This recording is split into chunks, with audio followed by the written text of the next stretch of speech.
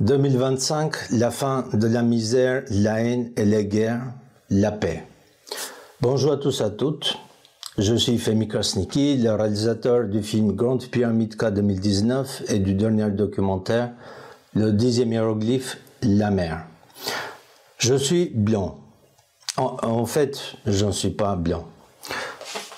Ça, c'est blanc. Ça, c'est la couleur blanche. Et ça, c'est la couleur de ma peau. Vous voyez bien que je ne suis pas blanc, tout à fait blanc, je suis beige, beige clair, et celui à côté, c'est le beige plus foncé, un petit peu plus foncé, et celui tout à la fin, c'est le beige marron très très foncé, presque noir. Sur ma chaîne, voici le lien de ma chaîne YouTube, où vous avez des dizaines de vidéos scientifiques et pédagogiques. À titre d'information, toutes les vidéos sur ma chaîne YouTube, elles sont gratuites, elles sont publiques et visibles pour tous et accessibles pour tous.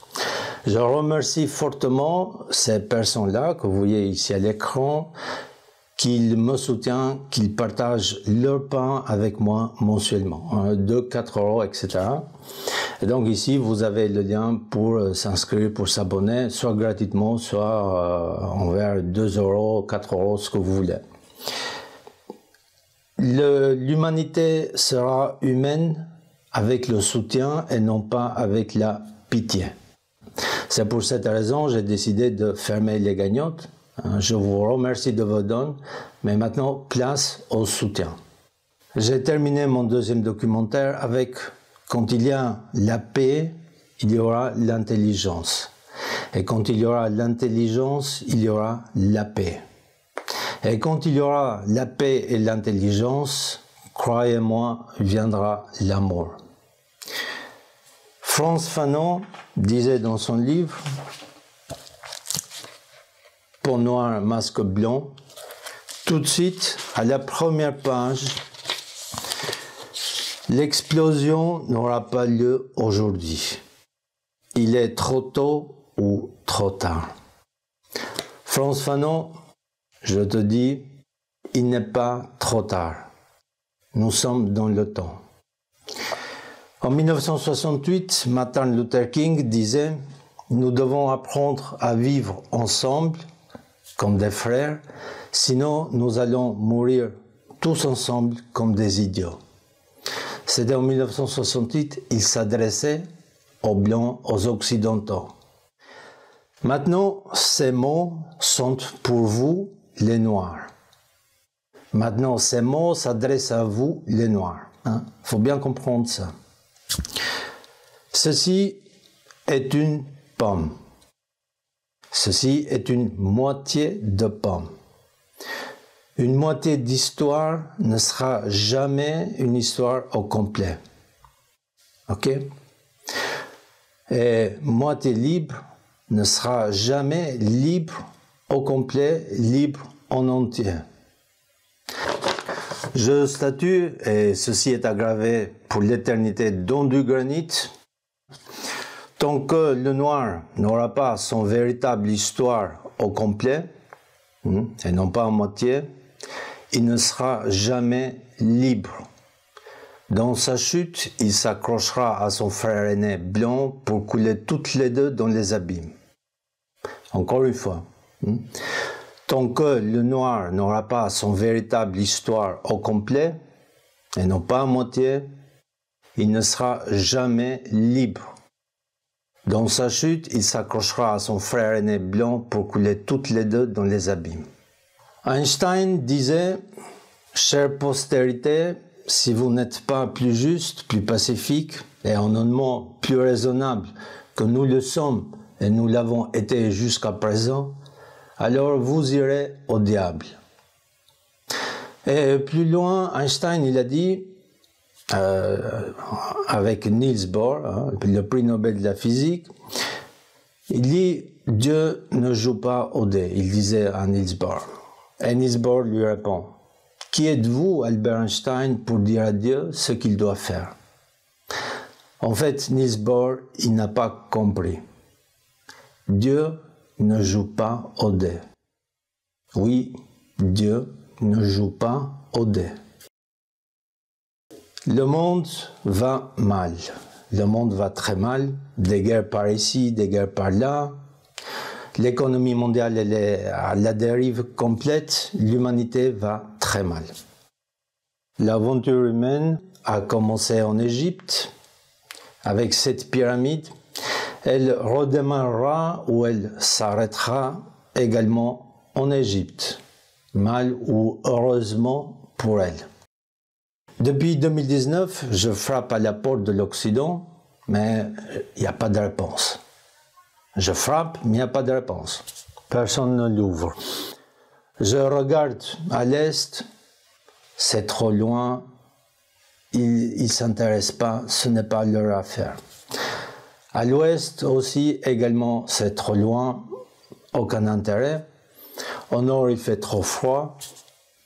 Et puis, j'entends un bruit derrière moi, un bruit, un claquement, et je me retourne et je vois Bertrand Russell avec sa théière. Pam, pam, pam, pam. Vous avez compris, je me retourne vers le sud, je me retourne vers l'Afrique, vers vous, les Noirs. En 1901, Bertrand Russell, un mathématicien, un logicien, philosophe, découvre un paradoxe dans les mathématiques, ce qu'on appelle aujourd'hui le paradoxe de Russell, ou le paradoxe du barbier, où des systèmes entiers des mathématiques se mettaient en contradiction entre elles et l'essentiel, le cœur des mathématiques allait s'effondrer, puisqu'il y avait une contradiction dans les mathématiques, une contradiction profonde. Gödel et Cantor, ils ont vu aussi ce paradoxe, mais sous une autre forme. Les mathématiques allaient devenir une science à se méfier, c'est-à-dire, pour vulgariser un petit peu, c'est-à-dire que 1 plus 1 égale 3, ou 5, ou 11, et c'était complètement logique, c'était tout à fait normal, logique, c'était naturel. Pour vous faire un bref. Donc, les mathématiques n'avaient plus de logique si ce paradoxe s'avérait vrai. Précédent, on a parlé du paradoxe de Russell, qui est le pire paradoxe de toute l'histoire de la logique. En bref, ce paradoxe affirme que la théorie des ensembles de Frege, que l'on appelle parfois la théorie des ensembles naïves, est pire que archi-fausse. Elle est inconsistante, car elle permet la construction d'un monstre mathématique, l'ensemble de Russell, qui se contredit lui-même. Ce paradoxe a détruit des décennies de travaux de logiciens qui cherchaient à enfin comprendre ce qu'était vraiment la logique. Je vous l'ai déjà dit, mais il est bon de le répéter. La logique n'a absolument rien de logique. Plutôt, très souvent, quand on utilise le mot logique, on ne parle pas de la logique. On parle plutôt de ce que l'on pense être du bon sens. Mais le bon sens n'est pas forcément logique. Et la logique n'est clairement pas du bon sens. En 1902, Gottlob Frege publie le 2e volume du Grundgesetze, un ouvrage ambitieux qui vise à enfin poser les fondements de toutes les mathématiques à partir d'une théorie des ensembles. Mais Frege reçut alors une lettre mystérieuse de Bertrand Russell. Russell y utilisa les fondements de Frege pour construire le pire monstre de l'histoire des mathématiques. À lui seul, ce monstre anéantit toute la théorie de Frege. Quand Frege comprit les dommages de ce monstre dévastateur, il accourut à la maison d'édition et ordonna l'arrêt de l'impression de son livre. L'éditeur de Frege fut bouleversé. Des années de travail étaient en jeu. Il supplia Frege de bien vouloir accepter la publication de son ouvrage malgré tout. Frege, dépité, finit par accepter, mais dans un élan d'honnêteté intellectuelle absolument remarquable, il rajouta le court message suivant en ouverture de son livre. Il n'y a pas grand-chose de plus indésirable pour un scientifique que de voir les fondations de son travail s'effondrer juste au moment où son travail est achevé. C'est dans cette position que me mit une lettre de M. Bertrand Russell quand mon travail était sur le point d'être publié. L'effondrement d'une de mes lois, ce à quoi mène le paradoxe de M. Russell, semble détruire non seulement les fondations de mon arithmétique, mais aussi les seules fondations possibles de l'arithmétique. Pour comprendre le monstre de Russell, il est utile de faire un petit détour par l'un des théorèmes les plus célébrés des mathématiques, à savoir le théorème... Russell, il parviendra à résoudre ce paradoxe avec ce qu'on appelle aujourd'hui la théorie des ensembles. Enfin, les mathématiques ont été sauvées. Il introduit la logique dans les mathématiques et il va le formaliser. Mais Russell, il va encore plus loin avec sa théorie. Dans la continuité, Russell, dans cette continuité de la logique, Russell, il dit en résumé: si je suggère que entre la Terre et Mars se trouve une théière, qu'elle orbite également autour du Soleil. Entre la Terre et Mars se trouve une théière qui gravite autour du Soleil. Cette théière est trop petite pour être observée par les télescopes que nous avons aujourd'hui. Elle est trop petite. Elle ne peut pas être détectée. Alors, la charge de la preuve de l'existence de cette théière revient à moi, dit Russell. À moi qui ai fait cet énoncé. Parce que c'est moi qui ai énoncé cette théorie, qu'il y a une théière qui tourne autour de la Terre. Et maintenant, c'est à moi d'apporter les arguments, les preuves de l'existence de cette théière. Donc, la charge de la preuve, quo gratis asseritur gratis negatur, c'est-à-dire ce qui est affirmé sans preuve peut être nié sans preuve. Russell est devenu un athéiste à la fin de sa vie. Et j'aurais bien voulu que Russell soit là pour qu'il puisse regarder la preuve de l'existence du Dieu, de ce créateur, les preuves avec les mathématiques, par les mathématiques.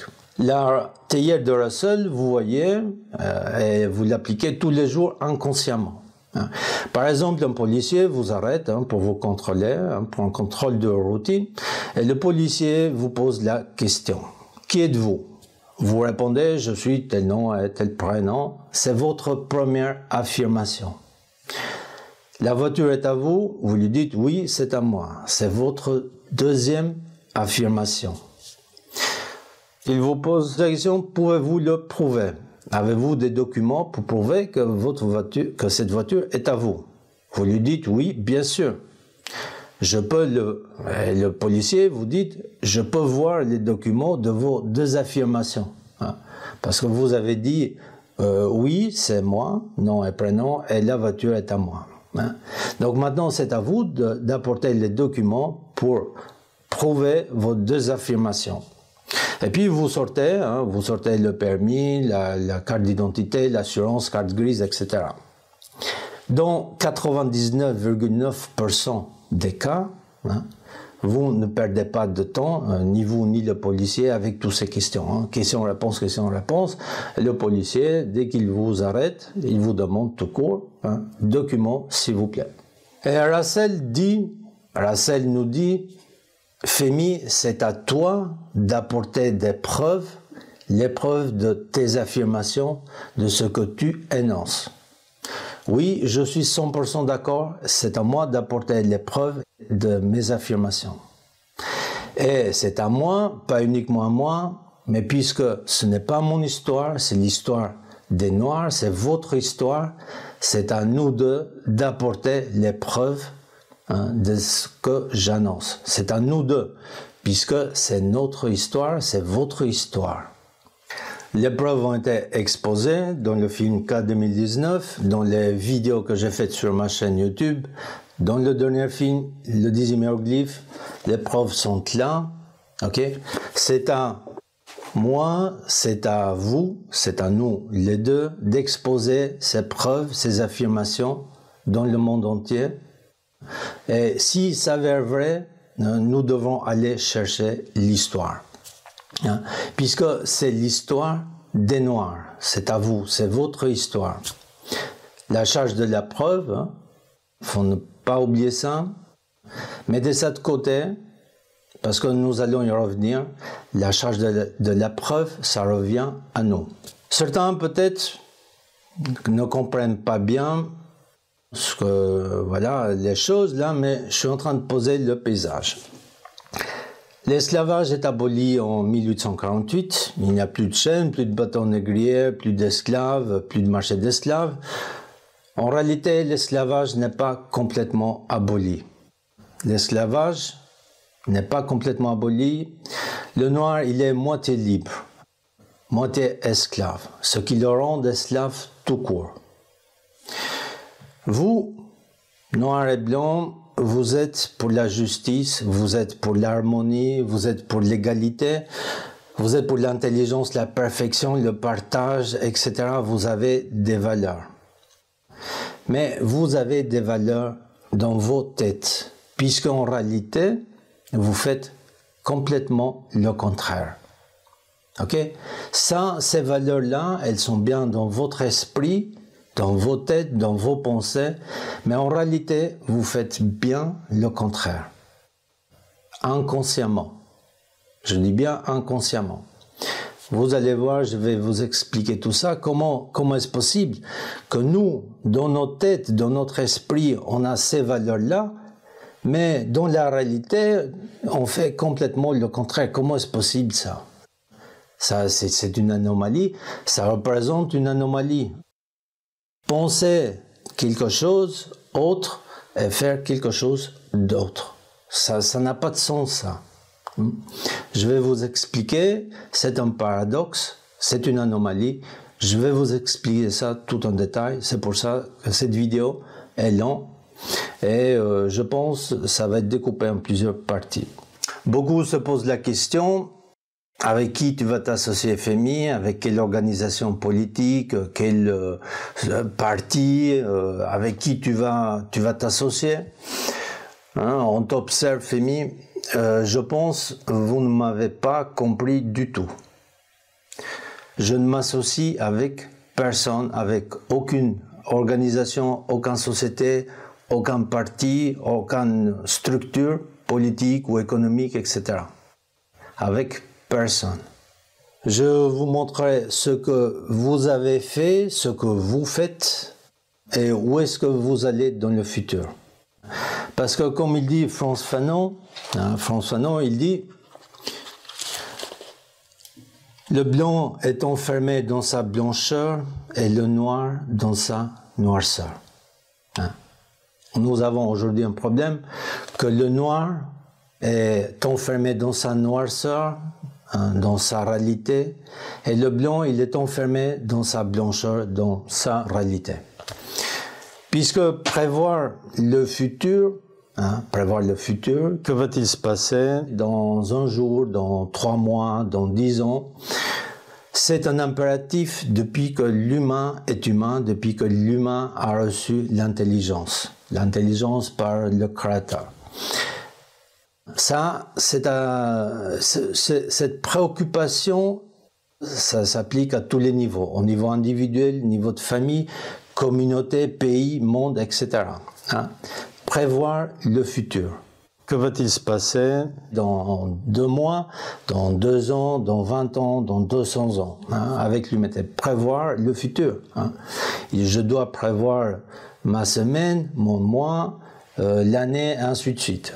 Prévoir le futur. Mais je vais vous montrer parce que vous avez seulement 2 futurs. Il n'y en a pas 50 ou 50 000 futurs ou 50 millions possibilités de futurs, mais il y en a seulement 2. Donc cette vidéo elle est longue, mais voilà, je le découperai en petites parties et puis vous pouvez mettre en pause et revenir un petit peu plus tard. C'est tout simplement, c'est tout simple, juste un petit bouton pour appuyer et revenez plus tard. Ce qui est important, je vous invite fortement d'arrêter de regarder ce que vous regardez sur Internet. Mettez-les en pause. Mettez-les en pause. Je vous assure, vous ne perdrez rien. Mettez en pause, on regarde ces vidéos-là, cette série, Ok? Et puis, vous revenez dans vos vidéos, dans vos actualités, ce que vous regardez sur YouTube, Internet, médias, etc. Mettez-les en pause. Vous ne perdez rien, strictement, hein, je vous le garantis. Parce que je vous explique une chose importante, c'est que j'ai fait le tour du monde. J'ai fait le tour du monde de l'économie, de la politique, l'histoire, sciences, écosystèmes, biologie, etc. Et croyez-moi, vous allez tous revenir ici au point de départ. Vous allez tous les points vous ramènent ici en Égypte, c'est là où toute chose a démarré. Donc, personnellement, je n'ai plus de questions, ok?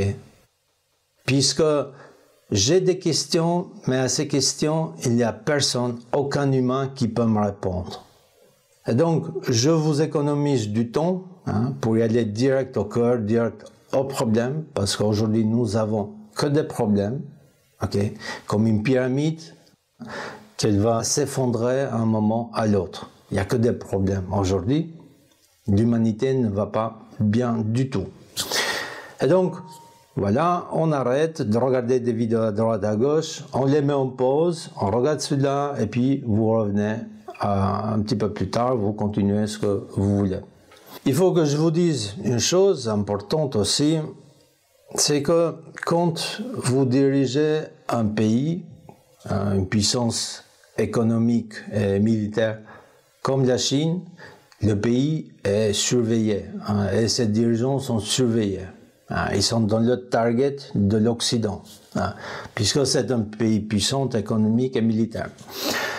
Quand vous dirigez un pays comme la Russie, okay, comme une puissance militaire comme la Russie, le pays est aussi surveillé et ses dirigeants aussi sont surveillés. Puisque la Russie, c'est une puissance économique et militaire, la Russie présente un danger pour l'Occident. Okay. Donc s'il y a quelque chose, dans 3 secondes, l'Occident est rayé de la carte, et puis 3 secondes plus tard, c'est le tour de la Russie et le reste du monde d'être rayé de la carte. C'est si simple que ça. Donc vous êtes surveillé. Okay. Mais quand vous révélez l'histoire de la moitié des humains, l'histoire de 3 milliards de Noirs, là, ça ne rigole plus. Là, ça ne rigole plus. Je suis surveillé au moindre pas, à la moindre seconde. Donc, c'est pour vous dire que je n'ai rien à cacher. Je suis tout sincère et je n'ai absolument rien à cacher. Comme je vous ai dit, le chemin est très étroit. Je dois être clair et attentionné. Je dois être clair dans ce que je dis, de ne pas vous embrouiller, et très attentionné, puisque je suis pour une voie de paix, pour une voie uniquement de paix et de l'intelligence. Il ne faut pas qu'il y ait un malentendu de ce que je dis, donc c'est pour cela le chemin est très étroit. Le chemin que je prends, le chemin que nous devons prendre est très étroit. Donc je peux dire que là, il y a une censure, une soft censure, ok, mais ce n'est pas une censure brutale. C'est-à-dire que le film et toutes les vidéos ne sont pas médiatisés. Okay, il n'y a aucune média ici à l'Occident et le reste du monde qui évoque cette histoire, ce que je révèle, l'histoire des Noirs, la nouvelle histoire de l'Afrique. Mais c'est une soft censure. Je frappe à la porte de l'Occident. Bon, voilà, je vous présente ça. Est-ce que c'est vrai ce que je dis? Qu'est-ce que vous en pensez? Il n'y a aucune réaction. Ni pour l'approuver, ni pour rejeter. D'accord? La médiatisation, c'est une soft censure, mais je ne peux pas dire que c'est une censure brutale, puisque je vous explique, les vidéos elles sont sur YouTube, donc il suffisait trouver un petit prétexte et puis sauter toute la chaîne, sauter toutes les vidéos, ou peut-être aller encore plus loin et puis vous n'allez jamais entendre de FEMI, hein, etc. C'est pas compliqué. Mais donc je ne peux pas dire qu'il y a une censure brutale de l'Occident. Hein. Donc, il y a une soft censure, mais voilà, no comment. Hein. Je pose la question à l'Occident, bon, que pensez-vous de cette histoire-là, hein? C'est l'histoire des Africains, c'est l'histoire des Noirs, qu'en pensez-vous? No comment. Hein. Ni pour l'approuver, ni pour rejeter. J'ai, en 2019, 2018, quand j'ai commencé le référencement du site, etc., des vidéos, bon, j'ai fait ce que j'ai pu, ok, parce que je connais l'informatique, le web, etc. Mais aujourd'hui, depuis 2021, je ne peux plus rien faire. Les algorithmes, ils ont changé complètement, etc. Tout est devenu très très difficile, presque impossible à référencer, à faire un travail de communication de référencement. Donc voilà, là aujourd'hui je ne peux plus rien faire. Le noir, il a eu un triple peine. Hein. Il a eu un triple peine très lourd.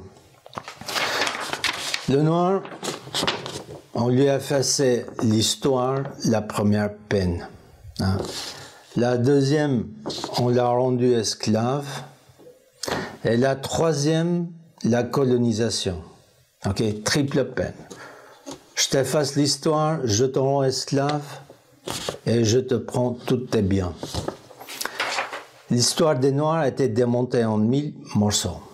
Mais vous allez me dire, mais FEMI, on s'en fiche pour certains, on s'en fiche de l'histoire des Noirs, on s'en fiche de leur histoire, quelle est l'importance d'histoire des Noirs, hein? Mais il y a des questions qui se posent. Hein. Qu'est-ce que ça pose comme problème, l'histoire des Noirs? Ben, c'est très vieux. Hein. Ce qu'on m'a dit beaucoup, et aussi des gens proches, mais qu'est-ce qu'on s'en fiche de l'histoire, hein? Quel est le problème de l'histoire, qu'il soit vrai ou pas? Hein? D'ailleurs, d'autant plus que c'est l'histoire des Noirs. L'histoire des Noirs, hein, leur véritable histoire est importante, est vitale, est urgente, elle est primordiale, fondamentale pour le futur de l'humanité. Je vais vous expliquer tout ça. Hein? Un petit peu juste de patience, il faut suivre le fil. Je vais vous répondre sans la langue de bois, hein, ça va être direct, limpide, hein, parce que le passé vous rattrape dans le futur. Maintenant, vous pouvez très bien partir, hein, dire voilà, ça n'a aucun intérêt, toute cette histoire, on va fermer cette vidéo et continuer. N'oubliez pas que dans votre tête et dans votre esprit, vous êtes bien. Hein, pour tout ce qui est égalité, vous avez des valeurs, justice, partage, etc., etc. Hein, ça, c'est dans votre tête, mais en réalité, vous faites complètement le contraire, inconsciemment. Mais complètement le contraire, inconsciemment. Et donc, cela, c'est un paradoxe, c'est une anomalie. Aujourd'hui, hein, vous êtes aujourd'hui, on est aujourd'hui en 2025, vous avez une vie. La vie, elle peut durer 50, 60, 80, même si vous avez une vie de 100, 200 ans. Ce qu'il compte dans une vie, c'est le sens. Parce que vous pouvez avoir même 200 ou 300 ans dans votre vie. La question est, qu'est-ce que vous avez fait dans votre vie? Quel est le sens de votre vie? Hein? Même si vous pouvez avoir une vie de 20 ans ou 30 ans, la question est, quel est le sens de votre vie? Qu'est-ce que vous avez fait dans ces 20 ans, dans ces 30 ans, ou 60 ou 80 ans? C'est ça la question. Et là, aujourd'hui, en 2025, il faut donner un sens à votre vie, à votre existence. Il faut donner un sens pour le futur. Hein? Le futur, c'est aujourd'hui, en 2025. La plus importante pour moi est de vous livrer les courriers. Hein. Je suis un postier, je vous livre le courrier, je vous le lis et je vous montre, voilà, le courrier. Je vous explique le courrier, je vous montre la bonne direction. Ensuite, ce que vous en faites, c'est votre problème. La révolution est un passage d'un stade à l'autre, hein, par la violence, par la guerre, par le sang. Ok, voilà, c'est un passage, révolution d'un stade à l'autre, par la violence, par la guerre, et puis on descend dans un stade primitif, hein, petit à petit. Hein. Voilà, c'est ça la révolution. L'évolution, sans le R, c'est autre chose. L'évolution, c'est le passage d'un stade à l'autre de manière douce, de manière intelligente et en paix. Hein. Donc voilà, c'est à vous maintenant de choisir évolution ou révolution. Parfois, les révolutions, ça se termine pas bien. Parfois, ça termine là où il y a l'objectif, et parfois, ça se termine pas bien du tout. L'évolution, c'est le stade supérieur. Donc, comme vous voyez ici à cette image, donc la révolution, c'est en bas avec des guerres, des complots, le sang, la misère et tout ce que vous voulez. Puis petit à petit, ça descend. L'évolution, c'est l'étage ici, là. C'est intelligemment, ok, de manière intellectuelle, en paix. Et comme je vous ai dit, paix et intelligence deviendra tout seul l'amour. Donc ma mission, parce que je n'appelle plus un travail, ce que j'ai fait, je pense, je l'appelle mission. C'est l'évolution. Nous devons évoluer avec intelligence. Depuis le début de mon travail, je n'ai jamais insulté qui que ce soit, je n'ai jamais agressé qui que ce soit. Vous pouvez regarder toutes les vidéos. Et donc tout va être clair, hein, de manière bien polie, sans langue de bois, sans agressivité. Et puis vous allez me dire, mais est-ce que c'est possible, Femi, qu'on prenne cette évolution, qu'on y arrive à cette évolution comme ça, en paix, sans faire de la révolution? Est-ce que c'est possible, cette voie? Oui, c'est possible. Comme je vous ai dit, le chemin est très étroit et très fin, mais ce qui est extraordinaire, il est très simple. Le jugement. Alors, les problèmes dans ce planète, ils sont de taille planétaire. Hein. Le jugement. C'est une question délicate parce que vous allez se poser la question qui est-ce qui a fait ça, pourquoi, comment, quand, etc., etc. Hein. Beaucoup de questions se posent hein, sur l'histoire, sur cette histoire effacée, oubliée ou perdue, ce que vous voulez. Se pose la question qui est-ce qui a fait, quand est-ce qu'il a fait, pourquoi, qu'est-ce qui s'est passé. Hein? C'est un jugement, c'est une enquête, etc. Cette enquête, ce jugement, je vous propose de le faire dans 200, dans 300 ans, 500 ou 1000 ans, ou peut-être jamais. Hein? Parce que faire une enquête sur le passé, hein, qu'est-ce qui s'est passé? Pourquoi les Noirs se retrouvent aujourd'hui sans histoire, hein, avec une histoire effacée? Cette enquête, ce jugement, il faut le faire beaucoup plus tard, hein, dans 300 ans, dans 500, dans 1000 ans, ou peut-être jamais. Hein. Ça n'a aucun intérêt aujourd'hui. C'est comme, je vous donne un exemple, c'est comme si vous devrez aller quelque part. Vous prenez hein, à une destination, vous montez dans la voiture, vous prenez la route, et puis au milieu du chemin, votre voiture elle tombe en panne. Hein, poum, ça y est, elle tombe en panne. Pour vous, ce qui est important à ce moment-là, ce qui est urgent, ce n'est pas de réparer la voiture, de chercher la cause, qu'est-ce qui s'est passé, pourquoi elle est tombée en panne, une défaillance technique, une défaillance d'usine, ou quelqu'un, il vous a endommagé la voiture, etc., etc. Pour vous, ceci n'a aucune importance. Le plus urgent pour vous, c'est de repartir, d'arriver à destination. Donc, soit vous appelez une dépanneuse, soit vous faites un stop, autostop, soit quelqu'un vient vous chercher, etc. La seule urgence à ce moment-là, hein, quand vous êtes tombé en panne, c'est de repartir, d'y arriver aux destinations. Une fois arrivé aux destinations, après, plus tard, 2-3 jours, et je ne sais quoi, hein, vous allez commencer à chercher la panne, qu'est-ce qui s'est passé, pourquoi la voiture est tombée en panne. Et c'est ainsi le jugement et l'enquête de cette histoire, hein, comment ça se fait qu'on se retrouve aujourd'hui avec cette histoire effacée, complètement, cette histoire monumentale, gigantesque, effacée, comment ça se fait. Cette enquête, ce jugement, cette affaire dans 300, 500 ans, 1000 ans, je ne sais quoi, ou jamais. Hein, ça n'a aucune importance.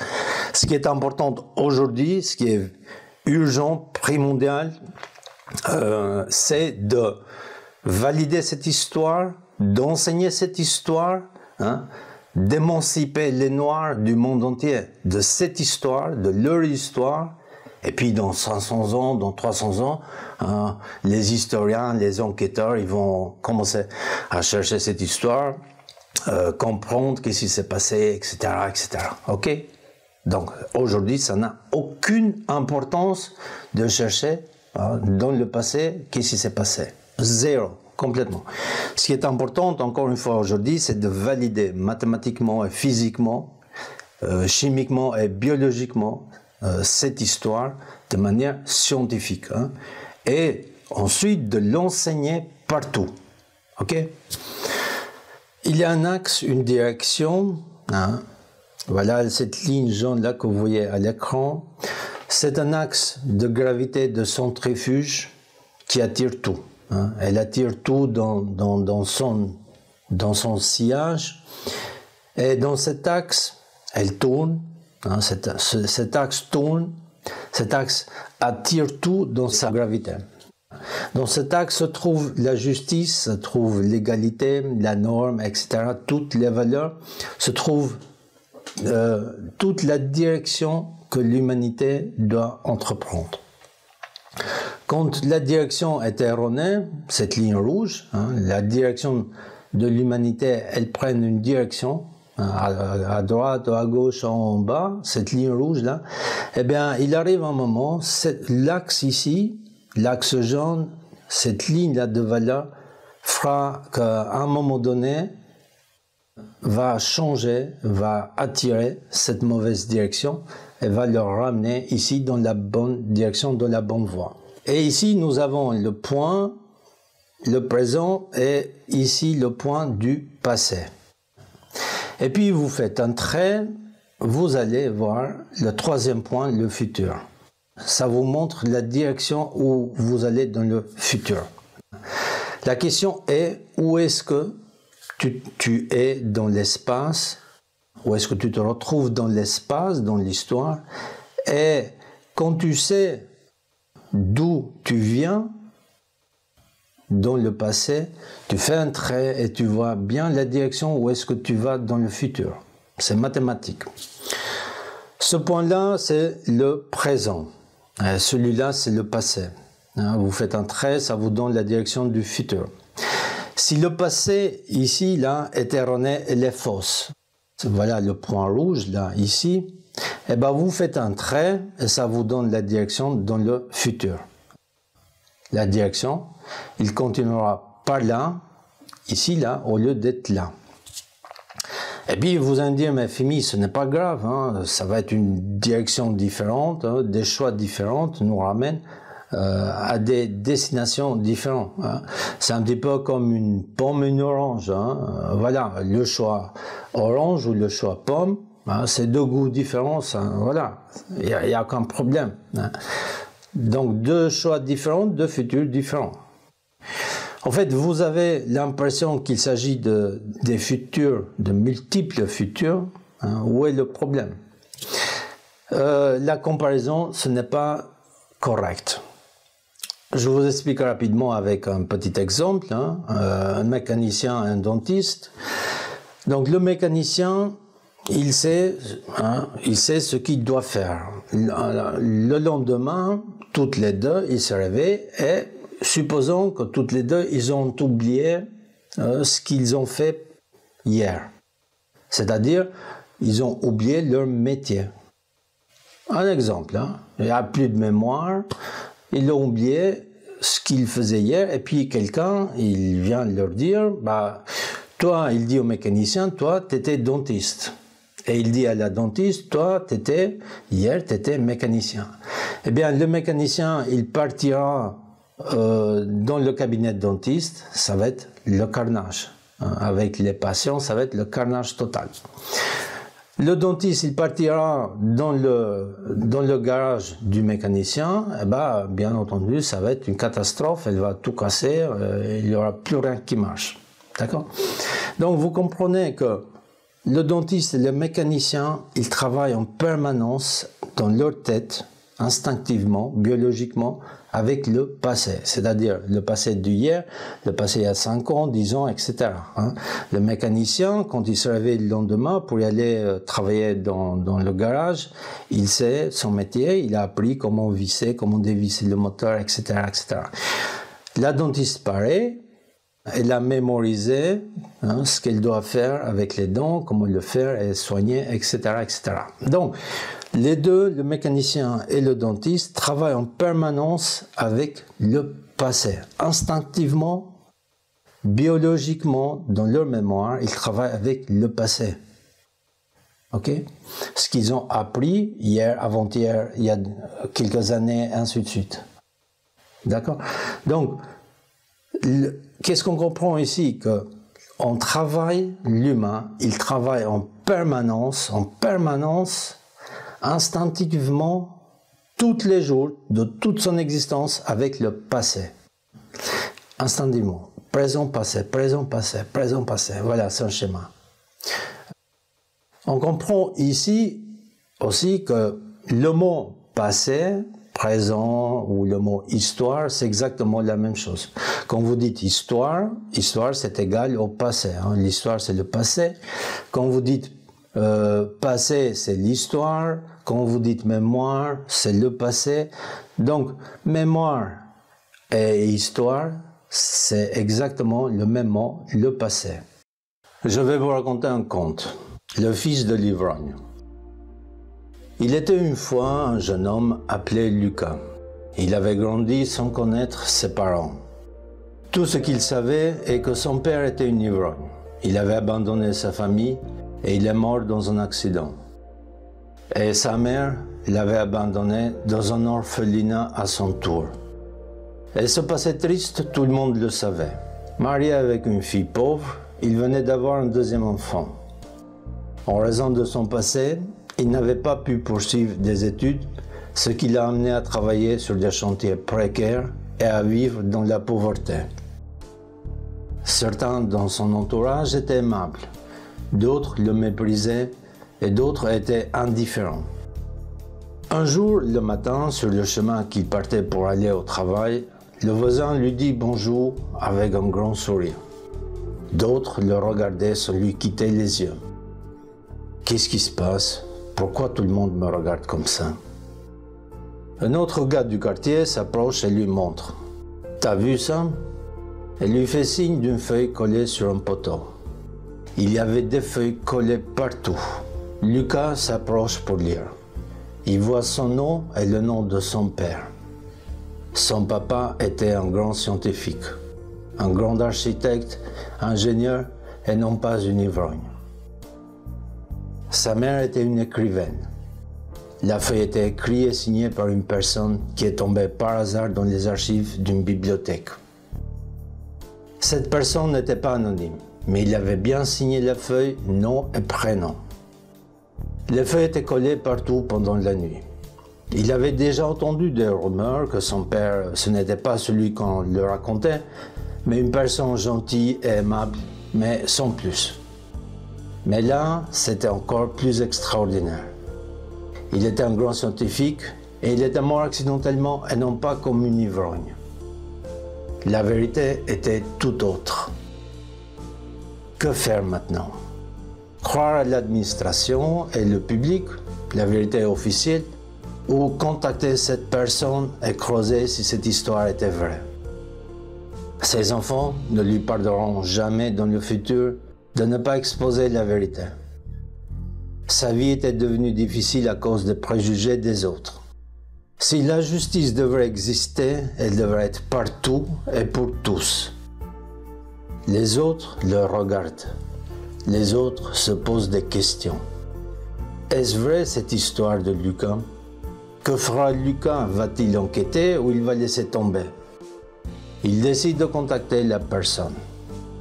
Le chercheur lui montre d'autres documents indiscutables. La personne, un homme honnête, lui dit qu'il est tombé dessus par hasard dans les archives oubliées d'une bibliothèque. Le hasard divin. Qu'est-ce qui s'est passé? Demande Lucas. Tout est là, lui dit. Mais je ne comprends pas grand-chose à tous ces documents. Je n'ai pas beaucoup d'école, moi, dit Lucas. Ne t'inquiète pas, je t'expliquerai tout ça, ce n'est pas compliqué. Mais c'est à toi de faire le pas. Tu dois exposer cette histoire à tous et à l'administration. Moi, je t'accompagnerai et je serai là à tes côtés. Sache une petite chose. Tout ce que tu vois tout autour, c'est grâce à ton père. Alors il décide d'exposer la vérité à tous. Tous les deux iront devant tout le monde exposer la vérité. Des histoires qui ressemblent à ceci, de près ou de loin, on ne les compte plus. Vous avez deviné ce que j'illustre ici. Maintenant, on remplace Lucas par le noir, l'Africain. Lucas, c'est le noir, c'est toutes les noirs du monde entier. Le père de Lucas, c'est les ancêtres des noirs, les Kémites, l'ancien égyptien, qui grâce à eux, avec les mathématiques et le système métrique, ils ont fait le monde qui est aujourd'hui, que nous connaissons aujourd'hui. Le chercheur, c'est Fémi, et les autres qui parlent bien, c'est Diop, Sertima et tous les autres intellectuels. Le public, les voisins, l'administration et les autres, c'est l'Occident, c'est l'Asie, l'Amérique, bref, c'est le reste du monde entier qui regarde Lucas, qui regarde les Noirs. Vous comprenez que le premier pas à faire, c'est à vous, les Noirs. Et moi, le chercheur honnête, je suis là pour vous accompagner. Le monde regarde le noir, le monde vous observe, le monde vous regarde, ce que vous allez faire. Allez-vous exposer, révéler l'histoire de vos ancêtres du monde entier? Le monde attend Lucas ce qu'il va faire. Et Lucas, il a pris sa décision, il a décidé d'exposer son histoire, l'histoire de son père, au monde entier. Le monde vous attend faire le pas. Exposez votre histoire au monde entier. Et moi, ma mission est là pour vous accompagner. Puisque d'abord, c'est l'histoire du noir, ce qu'on appelle aujourd'hui l'Africain, et les noirs du monde entier. Et puis, c'est l'histoire du demi-blanc, demi-noir, ce qu'on appelle aujourd'hui les Arabes, etc., et les Asiatiques. Et puis, c'est l'histoire, enfin, après, en troisième, c'est l'histoire du blanc, ce qu'on appelle aujourd'hui l'Européen, l'Occidental. Le monde vous attend faire le pas. Maintenant, c'est à vous de faire le pas. C'est à vous d'exposer votre histoire, cette histoire au monde entier. Il faut faire le pas. Comme Lucas, il a décidé d'exposer l'histoire de son père, comme n'importe qui voudra exposer son histoire, son passé, son vraie histoire, eh bien maintenant c'est à vous de faire le pas. C'est à vous, les Noirs, exposer votre histoire.